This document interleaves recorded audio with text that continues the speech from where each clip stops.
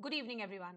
आज के सेशन में सीटी 2022 के एक काफी इंपॉर्टेंट सवाल को पहले मैं आप सभी को दिखा देती हूँ ताकि आपको ये चीज समझ में आए कि मैंने ये टॉपिक क्यों चूज किया है आज के सेशन के लिए। सवाल एक बार पढ़िएगा, आपको साफ साफ नजर भी आ रहा होगा। This is a question from IGKV CET 2022 set ए, आपको यहाँ नजर भी आ रहा होगा। Question number 36 is an easy question, मैंने पढ़ाया भी है क्लास में।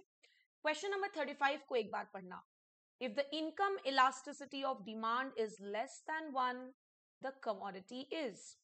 यहाँ पे प्राइस इलास्टिसिटी ऑफ डिमांड की बात नहीं की गई है, पहले तो ये चीज समझ लो। सवाल पूछ रहा है इनकम इलास्टिसिटी ऑफ डिमांड अगर 1 से कम है तो किस तरह की कमोडिटी के केस में ऐसा होता है। Necessity, luxury, inferior good and none of them. फिलहाल I am not going to comment on the answer, ये आप बताओगे मुझे एक बार मैं इस सेशन को कंप्लीट कर दूंगी उसके बाद। अभी देखो हमारा टॉपिक क्या है, इस चीज को समझ लेना। It is income elasticity of demand. सबसे पहले तो तुम ये समझो कि इलास्टिसिटी ऑफ डिमांड क्या है। एक बार इलास्टिसिटी ऑफ डिमांड समझ में आ जाएगा तो फिर वो इनकम रहे, वो प्राइस रहे, वट इट इज, आपको आसानी से चीजें क्लियर हो जाएंगी।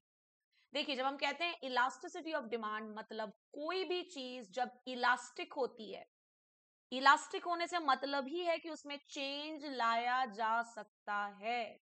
तो हम पढ़ रहे हैं इलास्टिसिटी ऑफ डिमांड, मतलब यहां पर हम क्या चेक करेंगे कि डिमांड में कब चेंज हो रहा है, कैसा चेंज हो रहा है। इन सारे टॉपिक्स को हम इलास्टिसिटी ऑफ डिमांड के अंदर पढ़ते हैं। अब देखो, डिमांड को प्रभावित करने वाले, अफेक्ट करने वाले कई सारे फैक्टर्स होते हैं। There are several factors which can affect your demand.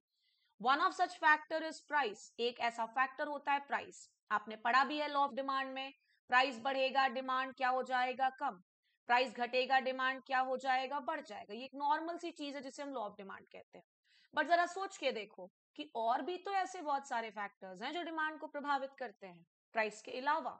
और ये बिल्कुल सच है कि कहीं ना कहीं इंसान का जो इनकम होता है, इनकम, वो भी अलग अलग कमोडिटीज के डिमांड को प्रभावित करता है।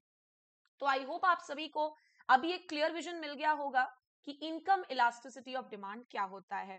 अब याद करो अपनी क्लासेस को, मैंने आपको प्राइस इलास्टिसिटी ऑफ डिमांड पर भी न्यूमेरिकल्स करवाया है। तो सबसे पहले हम लोग एक न्यूमेरिकल सीखेंगे और इसके बाद हम लोग types of income elasticity of demand को कवर करके 2022 सीटी के उस सवाल को ट्राई करेंगे एक बार। क्वेश्चन क्या, एक बार पढ़िएगा। फॉर इंस्टेंस, इंस्टेंस का मतलब होता है example, consumers income rises from 1000 से 1200। मतलब जो इनकम है वो किसी इंडिविजुअल का पहले 1000 रुपए था, ठीक है, और अब वो बढ़कर के कितना हो गया है, 1200 रुपए।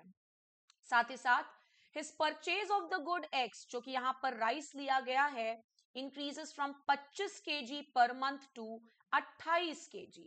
मतलब जैसे उसका इनकम बढ़ा तो उसने क्या किया, पहले तो वो 25 kg धान ही कंज्यूम किया करता था महीने में, लेकिन अब उसने बढ़ा करके कितना कर दिया, 28 kg। तो ये जो दिया है दिस इज द डिमांड, और ये जो दे रखा है दिस इज द इनकम।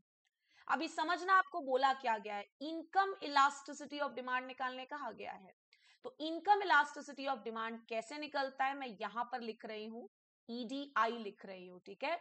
इसमें आप क्या करेंगे, percentage change in demand divided by percentage change in income.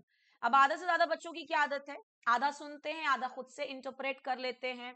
ध्यान रखना, यहां सिर्फ चेंज नहीं लिखा है, चेंज के आगे प्रतिशत भी जुड़ा है। तो एक बार कैलकुलेशन वाले पार्ट को जरा ध्यान से देखिएगा। सबसे पहले मैं इस सेक्शन को कैलकुलेट कर रही हूं, परसेंटेज चेंज इन डी यानी कि डिमांड। डिमांड ये है ना, ध्यान से देख लो, पहले 25 था, अब कितना हो गया, 28। कितने केजी की वृद्धि हुई, इंक्रीज हुआ 3 kg, ठीक है।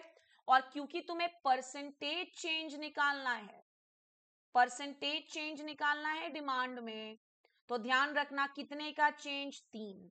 इसे डिवाइड करेंगे आप इनिशियल वैल्यू से जो कि कितनी है, 25, और मल्टीप्लाई कर देंगे 100 से, 25 4 100, कितने प्रतिशत का चेंज है, 12% का। Next, percentage change in income, क्योंकि हमने डिमांड का निकाला तो इनकम का निकालेंगे। तो परसेंटेज चेंज निकालने के लिए सबसे पहले कितना चेंज हुआ है, देखो 200 रुपए का चेंज हुआ है। इनिशियल वैल्यू कितनी थी, 1000 था, इसको गुणा कर दोगे आप 100 से, ये और ये कैंसिल आउट, ये और ये भी कैंसिल आउट, कितने प्रतिशत का चेंज है? 20% का। आपके पास परसेंटेज चेंज इन डिमांड 12 आ गया, परसेंटेज चेंज इन इनकम 20 आ गया। 12 डिवाइडेड बाई 20 करेंगे और आप सभी से मेरा रिक्वेस्ट है कि कमेंट में अपना आंसर जरूर बताइएगा। इससे आपका ही लाभ होगा, आपको ही बेनिफिट मिलने वाला है। हो सकता है इस तरह का न्यूमेरिकल आपको आईजीकेवी सीटी में, अदरवाइज महात्मा गांधी में, Mahatma Gandhi university of horticulture and forestry में, सॉरी, और साथ ही साथ जेआरएफ में भी देखने को मिल सकता है। अब देखो, हमारा मेन मुद्दा था इस सवाल का आंसर सीखना। तो इस सवाल को जानने के लिए we will have to come to types of income elasticity of demand. Very very important. Income elasticity of demand के कितने टाइप होते हैं? तो 4 मेजर टाइप तो आपको पेपर के लिए पढ़ के जाना है, जिसमें से negative income elasticity and greater than unity, मतलब मोर देन वन जिसे आप कहते हो, ये बहुत इंपॉर्टेंट है, ध्यान रखना। और सवाल भी तो इन्हीं में से एक पूछा है। तो आओ समझने की कोशिश करते हैं जीरो इनकम इलास्टिसिटी। अब समझना इस चीज को कि कब इनकम इलास्टिसिटी ऑफ डिमांड की वैल्यू जीरो आ सकती है। तुम्हारा इनकम बढ़ रहा है, लेकिन इनकम के बढ़ने से किसी पर्टिकुलर कमोडिटी के डिमांड पर कोई प्रभाव नहीं आ रहा हो। अब सोचो, मेरा इनकम पहले 50,000 था, अब वो 1 लाख रुपए महीने हो गया है, तो क्या मैं शक्कर ज्यादा खाना चालू कर दूंगी? क्या मैं नमक ज्यादा खाना चालू कर दूंगी? नहीं ना भाई। इस केस को हम क्या कहते हैं?